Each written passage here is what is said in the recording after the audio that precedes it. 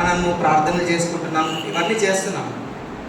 వీటన్నిటిలో పంట మీద ఇల్లు కట్టుకోవడం అంటే మన జీవితాన్ని ఒక బలమైన జీవితంగా, శక్తివంతమైన జీవితంగా ఏ విధంగా మనం దాన్ని పెంపొందిస్తున్నామా లేదా అనేటువంటి విషయాలు మనం తెలుసుకోవాలి. ఇప్పుడు సడన్గా ఎవరైనా బయట వ్యక్తులు మన దగ్గరకు వచ్చి నీ జీవితం ఎలా ఉంది, నీ జీవితం బండ మీద ఉందా లేదా ఇసుకలో ఉందా అంటే మనం సింపుల్గా చెప్పేయచ్చు, నా జీవితం బండ మీదే ఉంది అని చెప్పేయచ్చు.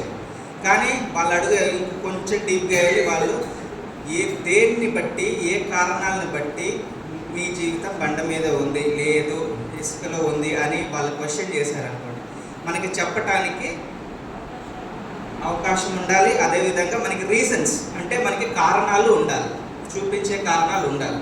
దీన్ని ఏ విధంగా మనం ఆలోచించవచ్చు అంటే ఇప్పుడు మనం చేయబోయే ఒక ఎక్సర్సైజ్ ఇదేంటంటే ఒక చిన్న ఎక్సర్సైజ్ మనందరము ఇప్పుడు ఈ కొద్ది నిమిషాల్లో మనందరం ఇది చేయబోతున్నాం అన్నమాట. ఇప్పుడు ఒక వ్యాధిగ్రస్తుడు డాక్టర్ దగ్గరికి వెళ్ళినప్పుడు ఏంటంటే డాక్టర్ దగ్గరికి వెళ్ళి డైరెక్ట్గా నాకు ఈ వ్యాధి ఉందని చెప్పలేడు అనమాట. అతనికి ఉన్న లక్షణాలు ఏంటి వాటన్నిటిని చెప్పినప్పుడు దాన్ని బట్టి అది ఏ వ్యాధి, అది ఏంటి అనేది డాక్టర్ చెప్తారు. దానికి ఏంటంటే డాక్టర్ దగ్గర ఒక క్రైటీరియా ఉంటుంది, ఒక చెక్ లిస్ట్ లాగా. అంటే దాన్ని బేస్ చేసుకొనే ఇది ఈ లక్షణాలు ఈ వ్యాధికి సంబంధించినవని వాళ్ళు చెప్తారు. ఇప్పుడు మనము యేసుప్రభు నమ్ముకున్న బిడ్డలుగా మన జీవితం శక్తివంతమైన జీవితంగా ఉందా లేదా అని మనం క్రాస్ వెరిఫై చేసుకోవడానికి, మనం చూసుకోవడానికి వరుసగా కొన్ని విషయాలు మనం ధ్యానించుకుందాం ఈరోజు. సో లక్షణాలను చెప్పుకోవచ్చు అనమాట. మన జీవితం శక్తివంతమైన జీవితంగా ఉందా లేదా అని తెలుసుకోవడానికి కొన్ని లక్షణాలు ఏంటనేది కొన్ని చూద్దాం.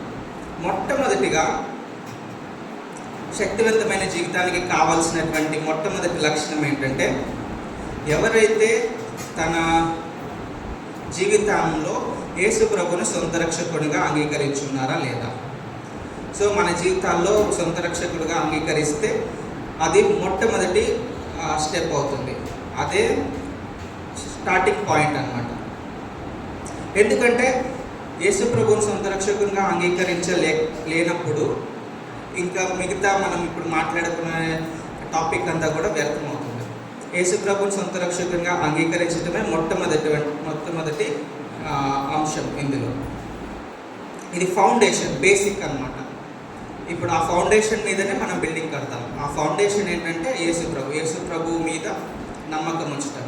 అదేవిధంగా మనం చూసినప్పుడు మన దగ్గర ఫౌండేషన్ ఒక్కటే ఉండి పైన ఇల్లు కట్టకపోయినా అది వేస్టే. అది ఎలా ఉంటుందంటే ఫౌండేషన్ బాగుంది, ఫౌండేషన్ స్ట్రాంగ్గా కట్టేసాం, అలా వదిలేస్తే అది ఉపయోగం ఉండదు. ఫౌండేషన్ ఉండాలి, దానిపైన కన్స్ట్రక్షన్ బాగుండాలి, ఫినిషింగ్ బాగుండాలి, కంప్లీట్ స్ట్రక్చర్ అంతా కూడా అల్టిమేట్ చిన్న ప్రతి ఒక్క మైన్యూట్ థింగ్ కూడా మనం చాలా జాగ్రత్తగా చూసుకోవాలి. అందులో ఈ బేసిక్ మన క్రిస్టియన్ లైఫ్లో మన స్ట్రాంగ్ లైఫ్, మన శక్తివంతమైన జీవితానికి మొట్టమొదటి ఫౌండేషన్ ఏంటంటే యేసు ప్రభు మీద ఉండవలసినటువంటి ఆ విశ్వాసం. ఎంత గట్టిగా మనకి వాక్యం చెప్పేది ఏంటంటే మనకి ఆవగించేంత విశ్వాసం ఉన్నా మనము కొండల్ని కదిలియొచ్చని వాక్యం చెప్తుంది.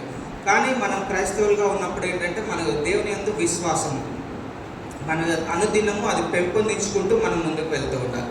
ఆ మొట్టమొదటి యేసుప్రభు యందు విశ్వాసము, ఆయనలో మన జీవితాన్ని స్థిరపరచుకోవడం, అది ఒక మొట్టమొదటి లక్షణం. రెండవది చూసుకుంటే మన జీవితాన్ని మన ఇష్ట ప్రకారము నడపకూడదు అన్నమాట. మన జీవితం ఏ విధంగా మనం నడపాలి, మన జీవితం ఏ విధంగా సాగించాలి, ఇంకో మాటలో చెప్పుకుంటే పరిశుద్ధాత్మ యొక్క ఆలోచన ద్వారా, పరిశుద్ధాత్మ యొక్క డైరెక్షన్లో, పరిశుద్ధాత్మ యొక్క ఆధ్వర్యంలో మన జీవితాలను మనం జరిగించాలి. ఎందుకు అని ఆలోచించినప్పుడు పరిశుద్ధాత్మ గురించి మనకి అనేక వచనాలు మనం చూస్తూ ఉన్నాం.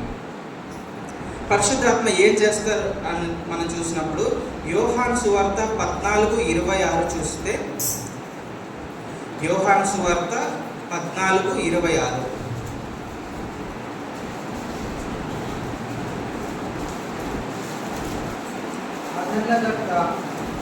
అనగా తండ్రి నా నామమున పంపుకోడు పరిశుద్ధాత్మ సమస్తము మీకు బోధించి నేను మీతో చెప్పిన సంగతులన్నింటినీ మీకు జ్ఞాపకం చేయండి. చూసారా, సమస్త విషయములను మనకు బోధిస్తాడనమాట. కాబట్టి మనకి బోధించేటువంటి ఒక సహాయకర్త పరిశుద్ధాత్మ మనకి ఉన్నాడు. ఆ పరిశుద్ధాత్మ డైరెక్షన్లోనే మనం మన జీవితాన్ని ముందుకు సాగించాలి. అదే శక్తివంతమైన జీవితానికి ముఖ్య బేస్గా ఉంటుందన్నమాట. యేసు ప్రభు యందు విశ్వాసం ఎంతైతే ఇంపార్టెంటో దాని తర్వాత మన జీవితాన్ని పరిశుద్ధాత్మ యొక్క సహకారంతోనే మనం మన జీవితాన్ని ముందుకు సాగించాలి. ఇది అత్యంత ప్రాముఖ్యమైనది. తర్వాత మూడవ విషయం మనం చూస్తే, మనం చేయాల్సినటువంటి ఇంకో ఇంపార్టెంట్ విషయం ఏంటంటే ప్రార్థనా జీవితం కలిగి ఉండాలి. ఈ ప్రార్థనా జీవితంలో కూడా డిఫరెంట్ టైప్స్ ఆఫ్ ప్రేయర్స్, మనకి అనేక రకాలైనటువంటి ప్రార్థనలు ఉంటాయి. కానీ ప్రతి ఒక్క క్రైస్తవ జీవితంలో ఉండవలసినటువంటి లేదా క్రైస్తవ కుటుంబంలో ఉండవలసినటువంటి రెండు ముఖ్యమైన ప్రార్థనలు ఏంటంటే, ఒకటి వ్యక్తిగత ప్రార్థన ఉండాలి, రెండు కుటుంబ ప్రార్థన. ఈ రెండు మాత్రం ఖచ్చితంగా ప్రతి ఒక్క క్రైస్తవుని జీవితంలో ఉండాలి. ఇంకా దీని తర్వాత మిగతా అనేక ప్రార్థనలు ఉంటాయి. ఈ రెండు విషయాలు మాత్రం చాలా ఇంపార్టెంట్. ఎందుకంటే ప్రార్థన అనేది మన జీవితాల్ని యేసు ప్రభువుకి, దేవునికి దగ్గరగా తీసుకెళ్తుంది. ఇది మనకు ఒక క్రమశిక్షణ. ప్రార్థన అనేటువంటిది ఏంటంటే క్రమశిక్షణ పాయింట్ ఆఫ్ వ్యూలో మనం చూస్తే అది చాలా ఇంపార్టెంట్. ఎందుకంటే ఇప్పుడు మనం ఒక ఆఫీస్కి వెళ్తున్నామంటే డైలీ వెళ్తే మనకి ఏం చేయాలి, అటెండెన్స్ అనేది ఒకటి ఉంటుంది. అటెండెన్స్ చూసి ఎవరైనా ఒక మంత్ ఎండింగ్లో చూస్తే అటెండెన్స్ చూస్తే వచ్చిన టైంని బట్టి తెలిసిపోతుంది అనమాట. వాళ్ళు ఆ ఉద్యోగం కొరకు కరెక్ట్గా పనిచేస్తున్నారా లేదా, వాళ్ళ ఇంట్రెస్ట్ ఎంతవరకు ఉంది, వాళ్ళు శ్రద్ధగా ఉన్నారా లేదా అనేటువంటి విషయం తెలిసిపోతుంది. అదేవిధంగా ప్రార్థన అనేటువంటిది జస్ట్ అటెండెన్స్ అంటే చేశారా లేదా అన్నట్టుగా కాకుండా మన యొక్క క్రమశిక్షణని తెలియపరుస్తుంది అన్నమాట ప్రార్థనా జీవితం. ఈ ప్రార్థనా జీవితం చాలా ప్రాముఖ్యం. అందులో ముఖ్యంగా ఏంటంటే వ్యక్తిగత ప్రార్థన. ఎందుకంటే ఇది ఒక్కొక్కరి జీవితాన్ని, ఎవరి జీవితాన్ని వాళ్ళే బలపరుచుకుంటారు, వాళ్ళే కట్టుకుంటున్నప్పుడు వ్యక్తిగత ప్రార్థన అనేటువంటిది ముఖ్యంగా చాలా ప్రాముఖ్యం. ఇది మనకి దేవుని యందు మనకున్నటువంటి ఆ యొక్క క్రమశిక్షణను తెలియపరుస్తుంది. అదేవిధంగా దేవుడు మనకి తెలియజేశాడు కదా. ఇంకా మనకి ఉదాహరణ, బెస్ట్ ఎగ్జాంపుల్ ఏంటంటే వ్యక్తిగత ప్రార్థనకి యేసు ప్రభువే మనకి మాదిరిగా ఉంటున్నాడు అనమాట. మనము చూస్తాం మార్కు సువార్త 1:35 చూసినప్పుడు వేకుజామునే యేసు ప్రభు లేచి వెళ్ళి ప్రార్థన చేస్తారు. వేకుజామునే ప్రార్థన చేసే హ్యాబిట్ యేసు ప్రభువుకు ఉంది. అంటే అక్కడ ఏంటంటే ప్రార్థన, వ్యక్తిగత ప్రార్థన అనేటువంటిది చాలా ప్రాముఖ్యమైన విషయం. ఇది కూడా మనం టిక్ పెట్టుకోవాలన్నమాట. ఇప్పుడు మనం చెప్పుకునే ఈ పాయింట్స్ అన్నిట్లో ఎన్ని మనం చేస్తున్నాం, ఎన్ని మనం చేయట్లేదని ఒక్కొక్క పాయింట్ని మనం క్రాస్ వెరిఫై చేసుకుంటే మనం ఏ స్టేజ్లో ఉన్నామో మనకు అర్థమైపోతుంది. తర్వాత చూసుకుంటే నాలుగవది, దేవుని యొక్క వాక్యం చదవటమే కాకుండా దానిని ఆచరణలో పెట్టడం.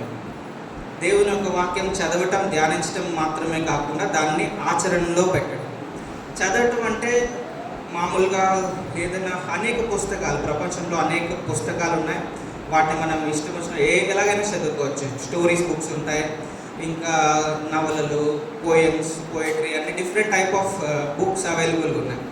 వాటన్నిటిని ఏంటంటే వాటిని చదవటం అంటారు. రీడింగ్ ఏ బుక్ అనేది ఒక హ్యాబిట్గా చాలామందికి ఉంటుంది. కానీ మనం బైబిల్ దగ్గరకు వచ్చేసరికి రీడింగ్ అని మనం చాలా తక్కువగా అంటాం అన్నమాట. బైబిల్ మెడిటేషన్ అంటాం. అంటే వాక్యాన్ని ధ్యానించుతాం. వాక్యం ధ్యానించాలి. ఆ ధ్యానించిన వాక్యాన్ని మన జీవితాలలో దానిని ఆచరణలో పెట్టాలి. అది మనకి చాలా ఆశీర్వాదకరం అన్నమాట. ఎప్పుడైతే మనము కన్సిస్టెంట్గా, అంటే క్రమం తప్పకుండా ఆయన వాక్యాన్ని చదువుతూ ఉంటామో, ఆయన వాక్యాన్ని ధ్యానిస్తూ ఉంటామో, అప్పుడు ఆ విషయాలన్నీ ఏది మనం ఆచరణలో పెట్టాలి అనేటువంటి విషయాన్ని మనకి ఈజీగా అర్థమవుతాయి. అట్లా కాకుండా మనము క్రమశిక్షణతో కాకుండా మనము అప్పుడప్పుడు చదువుతూ ఉన్నట్లయితే ఆచరణలో మనం పెట్టలేము. అది కష్టమైన పని. కాబట్టి మనము చదివిన విషయాలని, ధ్యానించిన విషయాలని ఆచరణలో పెట్టేటువంటి వ్యక్తులుగా మనం ముందుకు వెళ్ళాలన్నమాట. అది చాలా ప్రాముఖ్యమైనది, ఇంపార్టెంట్. ఎలా మనం వాటిని ఆచరణలో పెట్టాలి అనేటువంటి విషయాలు కూడా మనం వాక్య ధ్యానం చేసినప్పుడు మనకి దేవుడే మనకి డైరెక్ట్గా ఆ విషయాలన్నీ కూడా తెలియజేస్తాడు. అదే మనకి యాకోబు పత్రిక 1:22లో ఉంటుంది, మీరు వాక్యాన్ని వినటం మాత్రమే కాకుండా అదేం చెప్తుందో అది చేయండి అనేటువంటి మాట కూడా మనకు ఉంటుంది అనమాట.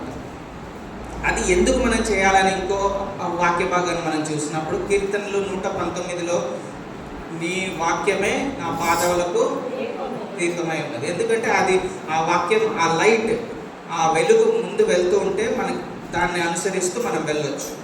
మనం ముందేముందో మనకు తెలియకపోతే మనం ఎటు వెళ్తున్నామో మనకు అర్థం కాదు. కాబట్టి ఈ వాక్యాన్ని ఆచరణలో మనం పెట్టుకోవాలి. అది చాలా మన జీవితాల్లో ప్రాముఖ్యమైనది. తర్వాత విషయం చూసినప్పుడు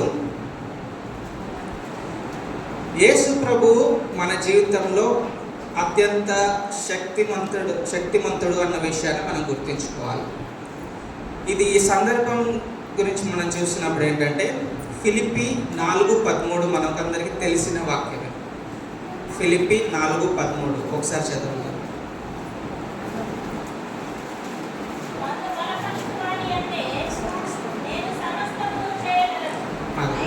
చాలు నన్ను బలపరచుని వాణి అందే నేను సమస్తమును చేయగలను.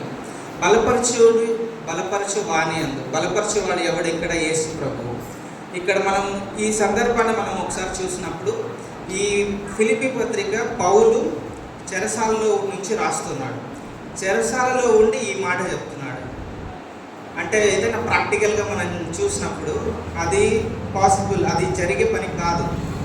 కానీ ఇక్కడ విశ్వాసంతో ఏం చేస్తున్నాడు? ఇక్కడ ఆయన చెరసాలలో ఉన్నప్పటికీ యేసు ప్రభు యందు ఉన్న నమ్మకం, ఆయన యందు విశ్వాసం, యేసు ప్రభు మాట మీద ఉన్నటువంటి ఆ యొక్క ధైర్యము ఈ మాటలు తెలియపరుస్తుంది అన్నమాట. ఇక్కడ బలపరచు వాని యందు నేను సమస్తము చేయగలను. సమస్తము మీన్స్ ఎవ్రీథింగ్, ప్రతి ఒక్కటి. ఇంకేది ఇది చెయ్యలేను అని చెప్పడానికి లేదు. ఈ విధమైనటువంటి ధైర్యం మనం కలిగి ఉండాలి క్రైస్తవులుగా ఉన్నప్పుడు.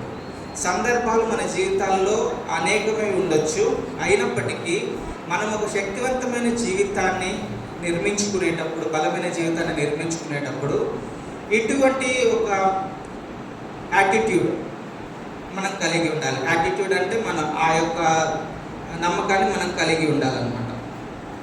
అదేవిధంగా చూసినప్పుడు ప్రతి ఒక్క విషయంలో మనకి మన జీవితంలో ఉన్న ప్రతి ఒక్క పరిస్థితి, ప్రతి ఒక్క సందర్భంలో మనం ఏం చేయాలి, పర్పస్, మన యొక్క కర్తవ్యం ఏంటి, మనం ఏం చేయాలి అనేటువంటి ఒక క్లారిటీ మనకు ఉండాలి. అది దేవుని వాక్యంలోనే మనకి బయలుపరచబడుతుంది అన్నమాట. మన జీవితాన్ని ఏ డైరెక్షన్లో మనం తీసుకెళ్ళాలి, ఎలా మనం జీవించాలి అనేటువంటి విషయాల్ని మనం చాలా కేర్ఫుల్గా వాటిని ముందుకు వెళ్ళాలన్నమాట. ఎందుకంటే మన ఆలోచనలు, మన యొక్క ఆలోచనలు వేరుగా ఉండొచ్చు, దేవుని యొక్క ఆలోచనలు మన పట్ల వేరుగా ఉండొచ్చు. ఆ రెండు ఎప్పుడైతే వేరువేరుగా ఉంటాయో మన జీవితంలో మనం అనుకున్నది సాధించలేము, లేదా దేవుడు మన కొరకు ఏదైతే అనుకున్నాడో అది మనం పొందుకోలేము. ఈ రెండు ఎప్పుడూ వేరువేరుగా ఉండకూడదు. మన పట్ల దేవునికి ఉన్న ప్రణాళిక ఏదైతే ఉందో దాన్ని బట్టే మనం ముందుకు సాగాలి. దానికి మనం చూసినప్పుడు ఇర్మియా 29:11లో మనం చూస్తాం కదా, మన పట్ల ఆయన ఆలోచనలు మేలుకరమే కానీ హానికరమైనవి కావు అని మనందరికీ తెలిసిన వాక్యం. కాబట్టి మన ఆలోచనలు ఏ విధంగా ఉన్నాయి అనేటువంటిది మనం చూసుకొని అది దేవుని యొక్క వాక్యానికి అనుకూలంగా ఉన్నాయా లేదా అనేటువంటిది మనం దాన్ని క్రాస్ చేసుకుంటూ దాన్ని బట్టి మనం ముందుకు సాగుతూ ఉండాలి. ఇది మన జీవితంలో డైరెక్షన్, పర్పస్ అనేటువంటి ఈ రెండు విషయాలు చాలా ఇంపార్టెంట్. ఈ రెండు దేవునితో అనుసంధానమై ఉండాలి. అప్పుడే మనము శక్తివంతమైన జీవితాన్ని మనము సాగించగలము. తర్వాత చూసుకుంటే జీవితంలో వచ్చేటువంటి ఎటువంటి ఒడిదుడుకులనైనా ఎదుర్కొనే శక్తి సామర్థ్యాలు మనం కలిగి ఉండాలి. ఎటువంటి ఒడిదుడుకులనైనా, స్టార్మ్స్ అంటాం కదా, ఎటువంటి ఒడిదుడుకులనైనా. ఎందుకంటే ఈ ప్రాసెస్ ఏదైతే మనకు ఒక సిచ్యువేషన్, ఒక పరిస్థితి వచ్చి తర్వాత దాంట్లో నుంచి బయటికి దేవుడు తీసుకొచ్చేటువంటి ఒక ప్రక్రియ, ఈ యొక్క ఫేజ్ అంతట్లో మనం ఏం నేర్చుకుంటామంటే దేవుని పట్ల మనకున్న విశ్వాసం మనం కనపరచవచ్చు, ఆయన మీద మనం ఎంతైతే ఆధారపడతామో దాన్ని మనం చూపించవచ్చు. అదేవిధంగా దానివల్ల మనకు ఓర్పు, సహనము ఇటువంటి విషయాలన్నీ మనం తెలుసుకోవచ్చు. ఇదంతా చాలా మన జీవితంలో సహజమే, అయినప్పటికీ చాలా ప్రాముఖ్యంగా ఉంటుందన్నమాట ఇవన్నీ కూడా. తర్వాత ఇందాక జస్ట్ విశ్వాసం గురించి మనం చూసాం. మనకి విశ్వాసం ఉండాలి, ఆవగించేంత ఉండాలి అనేటువంటిది ఒక ఎగ్జాంపుల్ లాగా చెప్పారు. కానీ విశ్వాసం ఏ లెవెల్లో ఉండాలంటే అది ఒక్కొక్క మనిషిని బట్టి ఉంటుంది. కానీ మన విశ్వాసం ఏంటంటే ఇంకా 100% ఇది దేవుడు చేస్తాడు అంతే. అక్కడ మనకి కనపడదు, ఇంకా ఛాన్సే లేదు, డోర్స్ క్లోజ్డ్ అన్నప్పుడు కూడా మన అనేక వాక్య భాగాలు ఉన్నాయి దానికి. మనిషికి ఏదైతే అసాధ్యమో దేవునికి అది సాధ్యమే, దేవునికి సమస్తము సాధ్యమే. ఈ విశ్వాసంతో మనం విశ్వాసము అన్ని విషయాల్లో కూడా మనకి డోర్స్ ఓపెన్ చేస్తుంది అన్నమాట. విశ్వాసం ఉంటే మనం చేయగలం అనేటువంటి ఒక గొప్ప ఫెయిత్ మనం కలిగి ఉండాలి. అదేవిధంగా ఎప్పుడైతే మనం విశ్వాసం కలిగి ఉంటామో ఆ విశ్వాసంతో పాటు మనకి ధైర్యం అనేటువంటిది కూడా చాలా అవసరం. కొంతమంది వ్యక్తులను చూసినప్పుడు కౌన్సిలింగ్ చేసేటప్పుడు వాళ్ళకి విశ్వాసం ఉంటుంది కానీ ధైర్యం ఉండదు. ఎప్పుడైతే విశ్వాసం ఉండి ధైర్యం ఉండదో వాళ్ళు ఆ విషయంలో నుంచి బయటపడడం కష్టమే. ఎప్పుడైతే విశ్వాసం ఉంటుందో అదేవిధంగా వాళ్ళు దాంతో సరిసమానంగా వాళ్ళ జీవితంలో ధైర్యం కూడా ఉండాలి. ఆ పరిస్థితి ఏదైనా కావచ్చు. నేను ఇక్కడ పరిస్థితుల గురించి ఎగ్జాంపుల్స్ తీసుకోవట్లేదు, అయినప్పటికీ వాళ్ళు ఉన్నటువంటి పరిస్థితుల్లో కూడా ఆ విశ్వాసం ఎంతైతే ఉంటుందో అంతే లెవెల్లో ధైర్యం కూడా ఉండాలి. మనకి వాక్య భాగం క్లియర్గా చెప్తుంది కదా, మనకి స్టాటిస్టిక్స్ తెలుసు, దాదాపుగా 365 సార్లు భయపడకము, డు నాట్ ఫియర్ అని దేవుని వాక్యం మనకి ధైర్యం ఇస్తూనే ఉంది. ఆ ధైర్యం కూడా మనకి జీవితాల్లో నిండుగా ఉండాలి. విశ్వాసం ఎంత లెవెల్లో ఉంటుందో ధైర్యం కూడా అంతే లెవెల్లో మనం ఉంచుకోవాలన్నమాట. యెహోషువ 1:9 కూడా ఉంది కదా, ఇది అన్నిటికంటే చాలా ప్రాముఖ్యమైన వచనం. యెహోషువ 1:9.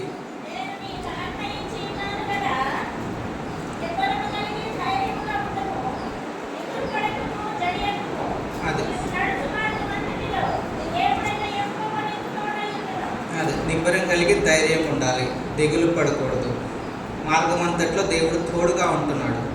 ఈ యొక్క విషయాన్ని చదివినప్పుడు ఎంత మనం ఆదరణ పొందుతామో దాన్ని మన జీవితాల్లో కూడా మనం చూపించగలిగే ప్రక్రియ ఆ లెవెల్లోకి మనం రావాలన్నమాట. అదేవిధంగా చూసుకుంటే మన జీవితాల్లో ఎప్పుడైతే శక్తివంతంగా బలవంతంగా మనము మారుస్తూ ముందుకు వెళ్తూ ఉంటామో మన జీవితాల్లో మనం నిరీక్షణ కలిగి ఉండాలి. హోప్ఫుల్, నిరీక్షణతో ఉండాలి. దీన్ని ఇంకొక టర్మినాలజీలు ఏమంటారంటే ఆప్టిమిస్టిక్ అంటారన్నమాట.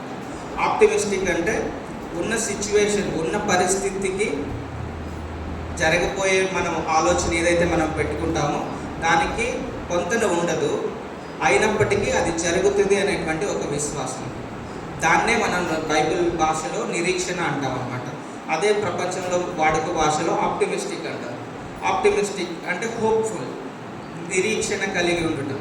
నిరీక్షణ మనం ఎన్ని విషయాల్లో కలిగి ఉండాలంటే నిరీక్షణ అనేది మనకి ఇటర్నల్, మనకి నిత్య జీవం ఉందనేటువంటి నిరీక్షణ మనం కలిగి ఉండాలి మొట్టమొదటిగా. తర్వాత మనకి దేవుడు మన కోసం మరలా తిరిగి వస్తాడు, రెండో రాకడ ఉంది, ఇది మనకు ఒక నిరీక్షణ. దేవుడు మనకి చెప్పినటువంటి మన పరలోకం వెళ్ళిన తర్వాత మనకి బహుమానాలు ఉంటాయి, కిరీటాలు ఉంటాయి, అదే ఒక నిరీక్షణ. సో మనకి ఇదంతా మనం చూడలేము, మనం వాటి గురించి ఆలోచించలేము, కానీ అదొక హోప్ఫుల్, ఆప్టిమిస్టిక్. ఇవన్నీ జరుగుతాయి. ఇవి జరగకుండా పోతాయా అంటే కాదు, ఖచ్చితంగా జరిగేవే. కాబట్టి దేవుడి వాక్యం ఏదైతే ఇన్ని విషయాలు చెప్తుందో వాటి గురించి, ఫ్యూచర్లో జరిగే విషయాలన్నిటి గురించి మనం నిరీక్షణ కలిగి ఉండాలి. ఇది శక్తివంతమైన జీవితంలో మనకి ప్రాముఖ్యమైన విషయం. నిరీక్షణ అనేటువంటిది ప్రాముఖ్యమైన విషయం. తర్వాత చూసుకుంటే సహవాసం, ఫెలోషిప్, సహవాసము కలిగి ఉండాలి. ఎవరితో సహవాసం కలిగి ఉండాలి? సహవాసం అనేటువంటిది బైబిల్ క్లియర్గా చెప్పే మాట ఏంటంటే అక్కడ మంచోళ్ళతో సహవాసం చేయమని చెప్తుంది. మంచోళ్ళు అంటే అక్కడ దేవుని బిడ్డలు, అంటే లోకస్తులు కాకుండా, లోక మార్గాలు కాకుండా దేవుని యొక్క మార్గంలో ఎవరైతే ఉన్నారో, దేవుని యొక్క అంటే విశ్వాసంలో ఎవరైతే బలపడుతున్నారో అటువంటి వ్యక్తులతో, అటువంటి మనుషుల యొక్క సహవాసంలో మనం ముందుకు వెళ్ళాలనేటువంటిది చెప్తూ ఉన్నమాట. ఈ సహవాసం అనేది చాలా ప్రాముఖ్యము, ఇంపార్టెంట్. ఇక్కడ మనం చూస్తే మనకి సామెతల గ్రంథం చదివినప్పుడు బుద్ధి గల వాళ్ళు, బుద్ధి లేని వాళ్ళు, లేదా మంచోళ్ళు, చెడ్డోళ్ళు అని అనేకమైన ఎగ్జాంపుల్స్ ఉంటాయి. మనం ఒక్కటి చూడలేమన్నమాట. సామెతల గ్రంథం చదివితే అది భలే చాలా బాగుంటుంది. అది ఒక పొయిటిక్గా, అది రైటింగ్ స్టైల్ కానీ చాలా అద్భుతంగా ఉంటుంది అనమాట. ఫస్ట్ పార్ట్ ఆఫ్ వచనంలో మొదటి భాగం చదివితే చాలా బాగుంటుంది. రెండో భాగం చూస్తే దానికి కంప్లీట్ ఆపోజిట్గా ఉంటుంది అనమాట. అంటే అంత చక్కగా ఉంటుంది. మనం ఎప్పుడు ఆ మొదటి భాగంలో ఉండే వ్యక్తులు ఎవరైతే ఉంటారో అటువంటి వ్యక్తులతో మన సహవాసాన్ని కలిగి ఉండాలి. ఈ లోకస్తులతో సహవాసం కలిగి ఉండకూడదు అంటే లోకస్తులని మనము ప్రేమించాలి, మన వల్ల పొరుగు వారిని అందరినీ ప్రేమించాలి. వారి సహవాసము కలిగి ఉండకూడదు అంటే ఆ సహవాసంలోకి వెళ్తే ఏమవుతుందంటే కొరింథీ పత్రికలో కూడా చెప్తారు, bad company corrupts good character. అంటే చెడు సహవాసము మంచి అది చెడిపేస్తుంది అనమాట. కాబట్టి మనం చాలా జాగ్రత్తగా ఉండాలి. ఎప్పుడైతే ఈ విషయానికి మనము ప్రాముఖ్యత ఇస్తామో అప్పుడే మనము అనుకున్నటువంటి ఆ శక్తివంతమైన జీవితము మనము పెంపొందించుకుంటాం అన్నమాట. అదేవిధంగా చూస్తే ఇంకొక ప్రాముఖ్యమైన విషయం ఏంటంటే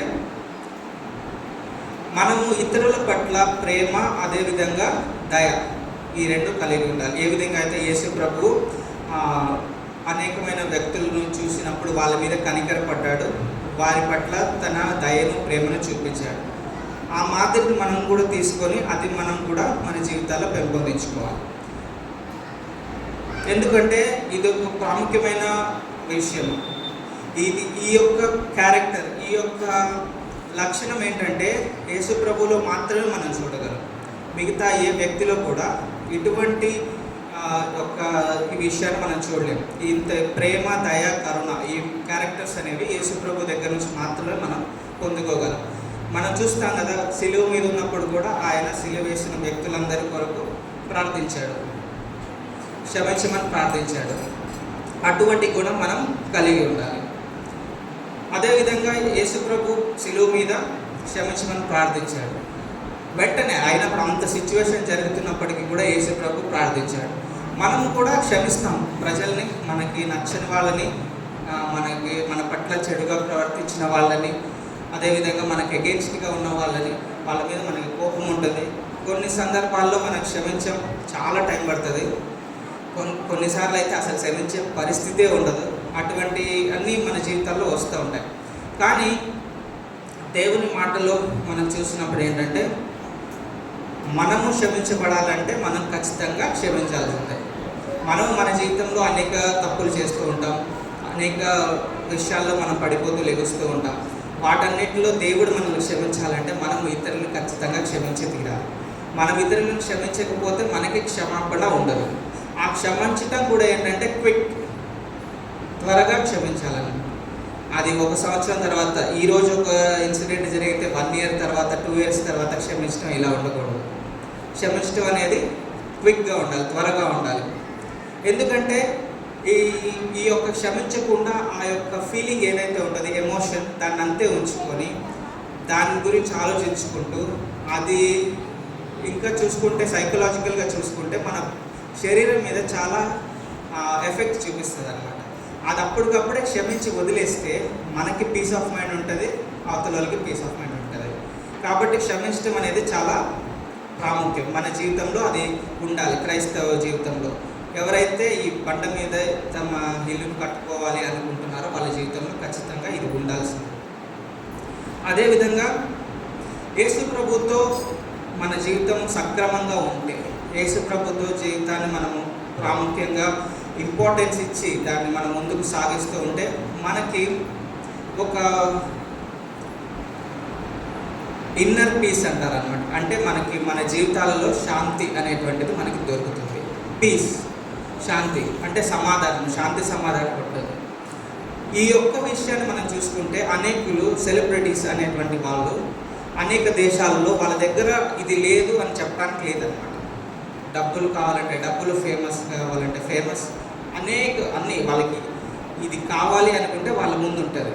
అటువంటి వాళ్ళు కూడా వాళ్ళు ఎలా చనిపోయారని చూస్తే లాస్ట్కి వాళ్ళందరూ సూసైడ్ చేసుకొని చచ్చిపోయారు చాలామంది. వాళ్ళ దగ్గర ఇది లేదా అంటే లేదనమాట. ఇల్లులు, కార్లు, బంగ్లాలు, డబ్బు, లెక్కలేనంత డబ్బు, ఫేమస్ అన్నీ అయినప్పటికీ వాళ్ళు చివరి చూసుకుంటే ఏంటంటే వాళ్ళు సూసైడ్ చేసుకొని చచ్చిపోయారు. ఎందుకు చచ్చిపోయారో వాళ్ళకే తెలియదు. చచ్చిపోవాలన్నా చచ్చిపోయారు అంతే. వాళ్ళ దగ్గర అన్నీ ఉన్నాయి కానీ వాళ్ళ దగ్గర లేదు ఒకే ఒక్కటి ఏంటంటే శాంతి, సమాధానం లేదు. అన్నీ ఉన్నాయి కానీ ఈ రెండు లేవు. ఇది ఎంత ప్రాముఖ్యమైనదో మనకి మాత్రమే తెలుసు అన్నమాట. ఎవరైతే మనం యేసు ప్రభులో ఉంటామో, యేసు ప్రభు యొక్క మాటలను అనుసరిస్తూ ఆయన మాటల మీద మన జీవితాన్ని కట్టుకుంటామో వాళ్ళలో మాత్రమే ఇది ఒకటి ఉంటుంది. ఇంకా మిగతా జీవితాల్లో మనం చూస్తే ఇది ఉండనే ఉండదు. కాబట్టి ఇటువంటి సమాధానం మన జీవితంలో ఉందా లేదా మనం ఒకసారి చూసుకోవాలి. ఇంకొక ఇంపార్టెంట్ విషయం ఏంటంటే ఫలించే వ్యక్తులుగా ఉండాలి. బండ మీద ఇల్లు కడుతున్నామంటే మనం ఒక strong foundation, strong life lead చేస్తున్నామంటే ఫలించేటువంటి వ్యక్తులుగా మనం ఉండాలి. మన జీవితం ఫలిస్తుందా లేదా అని మనకి క్రైటీరియా కూడా ఉంది. మనకి ఆత్మఫలాలు 9 ఉన్నాయి, గలతీ 5:22. సో అవన్నీ మన జీవితాల్లో ఉంటున్నాయా లేదా? ఆ శాంతి, సమాధానం, దీర్ఘశాంతం, దయాలుత్వం, మంచితనం, విశ్వాసం, సాత్వికం, ఆశ నిగ్రహం, ఇవన్నీ మన జీవితాల్లో ఉంటున్నాయి లేదా? వీటిని చూసినప్పుడు ఏంటంటే ఒకరి జీవితం ఏ విధంగా ఉంది అనేటువంటి విషయం మనకు అర్థమవుతుంది. కాబట్టి ఫలించే వ్యక్తులుగా మనం ఉండాలి. ఫ్రూట్ఫుల్, అది అన్ని విషయాల్లో మనం చూపించాలన్నమాట. ఫలించేటువంటిది ఆ 9 ఆత్మఫలాల్లో చూపించాలి. అదేవిధంగా మన యొక్క స్వభావం ఇతరుల పట్ల ఎలా ఉంది, మన యొక్క మాట తీరు ఎలా ఉంది, అదేవిధంగా మన యొక్క ప్రవర్తన మనకి తెలిసిన వారి దగ్గర, బయట వారి దగ్గర, అన్ని దగ్గరలో ఎటువంటి ప్రవర్తన కలిగి ఉంటున్నాం అనేటువంటిది అది కూడా ప్రాముఖ్యంగా మనం చూసుకోవాలి. అదేవిధంగా ఇంకొక విషయం, మన జీవితాల చేత ఇతరులకు మేలుకరంగా ఉండాలి. మన జీవితాలు ఇతరులకు మేలుకరంగా ఉండాలి. అదే చాలా ప్రాముఖ్యం. ఎందుకంటే జస్ట్ మన ఒక్కళ్ళము రక్షింపబడి మన ఒక్కరు దేవుని తెలుసుకుంటే అది కాదు మనకి దేవుడు చెప్పింది. మనకి దేవుడు ఏం చెప్పాడు? సమస్త లోకాలకి వెళ్ళి సమస్త దేశాలకు వెళ్ళి సువార్త ప్రకటించుకున్నాడు. మనము ఏంటంటే అన్ని దేశాలకు వెళ్ళకపోవచ్చు, కానీ మనకున్నటువంటి పరిధిలో, మనకున్నటువంటి కెపాసిటీలో ఎంతమందిని అయితే మనం రీచ్ అవ్వగలము, ఎంతమంది దగ్గరికి అయితే మనము ఈ సువార్తను తీసుకెళ్ళగలమో అదంతా మనం చేయాలి. మన జీవితాల చేత ఇతరులను ప్రభావింప చేయాలన్నమాట. ఇది మనం ఎప్పుడైతే మన జీవితాలు కరెక్ట్గా సరిగా ఉంటాయో ఇతరులు మనల్ని చూసినప్పుడు ఆ విషయాలను వాళ్ళు అబ్జర్వ్ చేస్తారు. వాళ్ళు వాటిని ఖచ్చితంగా వాళ్ళు నోటీస్ చేస్తారు. ఈ వ్యక్తిలో కొంత మిగతా వాళ్ళు కాకుండా కొంత డిఫరెన్స్ ఉంది అనేటువంటి కొంత ఆలోచన వాళ్ళలో వస్తుంది ఖచ్చితంగా. అటువంటి జీవితాన్ని మనం కలిగి ఉండాలి. కాబట్టి ఇంకా అనేకమైనటువంటి చెక్ లిస్ట్ ఉన్నాయి. మన వాక్యం చదివేటప్పుడు ఒక్కొక్క రోజు మనం ఇవన్నీ జస్ట్ నేను రఫ్గా కొన్ని ఎగ్జాంపుల్స్ తీసుకున్నాను. అయినప్పుడు ఇది చెక్ లిస్ట్, ఇది మనం డైలీ ప్రతిరోజు చేయాల్సినటువంటి ఒక ఎక్సర్సైజ్. ప్రతిరోజు మనం వాక్యం చదివేటప్పుడు అనేక విషయాలు మనకు తెలుస్తూ ఉంటాయి. అనేక విషయాల ద్వారా దేవుడు మనకు మాట్లాడతాడు. మనకు ఉన్నటువంటి పరిస్థితులకు జవాబు తెలియజేస్తాడు. అదేవిధంగా మనం ఎలా ముందుకు వెళ్ళాలనేటువంటి విషయాలు కూడా మనకు దేవుడు తెలియజేస్తాడు. ఇంకొక ప్రాముఖ్యమైన విషయం ఏంటంటే దేవుడు మనతో మాట్లాడినప్పుడు అది ఖచ్చితంగా ఉంటుందన్నమాట. ఖచ్చితమైన డైరెక్షన్, ఖచ్చితమైనటువంటి ఒక ఇన్పుట్ దేవుడు ఇస్తాడు. అది డౌట్ఫుల్గా ఉండదు. అది ఇలా చేయాలా అలా చేయాలనే కొట్టి సందిగ్ధతలో మనల్ని ఉంచాడు దేవుడు ఎప్పుడు చేసినా కూడా దేవుని దగ్గర నుంచి మనం ఏదైనా పొందుకుంటే అది ఖచ్చితంగా 100% ఆ విధంగానే ఉంటుంది. మీరు అనేకులు ఈ మధ్య చూస్తూ ఉండొచ్చు అనమాట. టీవీస్లో అనేకులు చూస్తూ ఉండొచ్చు. వాళ్ళకి పేర్ల ముందు వాళ్ళే ప్రాఫిట్స్ అని పేరు పెట్టేసుకొని, ప్రవక్తలని పేరు పెట్టేసుకొని ఇంకా చాలా చేస్తూ ఉంటారు అనమాట. వాటన్నిటి గురించి తర్వాత ఎప్పుడో మాట్లాడుకుంటాం. కానీ వాళ్ళ మాటల్లో మీరు అబ్జర్వ్ చేస్తే వాళ్ళు దేవుడు నాకు ఇది చెప్పాడు అని చెప్పి కొంత మాత్రం చెప్తా ఉంటారు. మొత్తం చెప్పలేరు అనమాట వాళ్ళు, కొంత ఒక పార్ట్. కానీ దేవుడు ఏదన్నా ఒకటి తెలియజేస్తే అది ఎప్పుడు 100% ఉంటుంది, ఎప్పుడు సగం దేవుడు ఎప్పుడు తెలియజేయడు. కాబట్టి మనము ఈ విషయాలన్నీ చూసినప్పుడు మన జీవితంలో ఏ స్టేట్లో ఉన్నాం, మనం ఎప్పుడు బండ మీద ఇల్లు కట్టుకునే వాళ్ళంగా ఉంటాం. ఈ ఇల్లు కట్టుకోవడం అనేటువంటిది ఏంటంటే మన ఆత్మీయ జీవితానికి ఒక సాదృశ్యం. ఆత్మీయ జీవితం ఎప్పటి వరకు ఉంటుంది? మనం ఎప్పటి వరకు అయితే భూమి మీద జీవిస్తూ ఉంటామో చివరి శ్వాస వరకు మనం అది కడుతూనే ఉండాలి. అప్పటివరకు కంప్లీట్ కాదు అది. రేపు పొద్దున అంతా అయిపోయింది, ఇంకా కంప్లీట్ 100% ఇంకా కన్స్ట్రక్షన్ కంప్లీట్ అయిపోయిందని చెప్పడానికి లేదనమాట. మన యొక్క ఆత్మీయ జీవితం అటువంటిది. ఏదైనా ఇప్పుడు సపోజ్ ఏంటి, ఒక ఇల్లు కడతారు, ఈ యొక్క పార్ట్ నచ్చలేదు, ఇక్కడ మాడిఫై చేయాలనుకుంటే దాన్ని పడేసుకొని మళ్ళీ కడతారు. అదేవిధంగా మన జీవితాల్లో కూడా ఏదైనా సరిగ్గా లేకపోతే దాన్ని తీసేసి మళ్ళీ మనం దాన్ని కట్టుకుంటాం అన్నమాట. ఇటువంటి జీవితాన్ని మనం కలిగి ఉండాలి. మనం బండ మీద జీవితాన్ని కట్టాలి. ఆ బండ యేసు ప్రభు. ఆయన యొక్క మాట మీద, ఆయన మీద మన జీవితాన్ని కట్టుకున్నప్పుడు మనకి ఎటువంటి ఇబ్బందులు, ఎటువంటి ప్రాబ్లమ్స్ వచ్చినప్పటికీ కూడా వాటి నుంచి మనం ఈజీగా బయటపడతాం. దేవుడు వాటిని మన నుంచి తీసివేస్తాడు, వాటి నుంచి మనల్ని బయటకు తీసుకొస్తాడు. ఖచ్చితంగా మనకి ఎటువంటి ఇబ్బంది ఉండదు, మనము నిత్య జీవానికి వారసులుగా ఉంటాం. ఈ విషయాలన్నింటినీ మనం చక్కగా జ్ఞాపకం చేసుకుంటూ ప్రతిరోజు మన అనుదిన వాక్యదానాల్లో ఖచ్చితంగా గుర్తుంచుకోవాలి. ఇవన్నీ చెక్ లిస్ట్ మాత్రమే, జస్ట్ మనం చేస్తున్నామా లేదా అనేటువంటి ఒక ఎక్సర్సైజ్ లాగా మనం ఇప్పటివరకు ధ్యానించాం. కానీ మన యొక్క అల్టిమేట్ ఎయిమ్, మన యొక్క అంతిమ గమ్యం ఏంటంటే మనం ఖచ్చితంగా పరలోకానికి చేరాలి. ఫస్ట్ ఇండివిజువల్గా ఫస్ట్ నేను వెళ్ళాలి. మిగతా వాళ్ళు వచ్చినా రాకపోయినా నాకు తెలియదు, ఫస్ట్ నేను వెళ్ళాలి. నేను నాతో పాటు రావాలి. వాళ్ళని పంపించి నేను వెళ్ళకుండా ఉంటానంటే కుదరదు. కాబట్టి ఫస్ట్ ఈ విషయంలో నేను చాలామంది అడుగుతూ ఉంటారనమాట ఈ విషయాల గురించి. నేను కొంతమందికి ఏం చెప్తానంటే, దేవుని విషయంలో మాత్రం సెల్ఫిష్గానే ఉండాలి. దేవుని దగ్గర మాత్రం ఫస్ట్ మనం చూసుకోవాలి, తర్వాత మిగతా వాళ్ళ గురించి. మనం కరెక్ట్గా ఉన్నప్పుడే మనం ఇతరుల గురించి దేవుని దగ్గర మాట్లాడవచ్చు, దేవుని దగ్గర వారి కొరకు ప్రార్థన చేయొచ్చు, ఇవన్నీ చేయొచ్చు. మనమే లేదనుకో, మనమే దేవుని దగ్గర ఉండకపోతే ఇంకా మనం ఏం చేసినా వ్యర్థంగా ఉంటుంది. కాబట్టి మన జీవితం మొట్టమొదటిగా మనం కరెక్ట్గా పెట్టుకొని మన జీవితాన్ని అనేకులకు మాదిరిగా, అనేకులకు ఉపయోగకరంగా మన జీవితాన్ని మనం మార్చుకోవాలి. అటువంటి జీవితం మనందరికీ దేవుడు అనుగ్రహించింది కాక. ఆమేన్.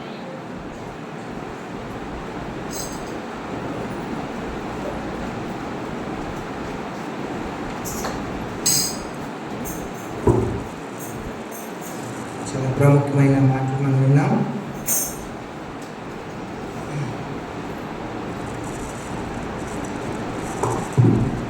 మొట్టమొదటిగా మనము ప్రభునందు విశ్వాసము గలవారమై ఉన్నామో లేదో మనం పరిశీలించుకోవాలి. విశ్వాసం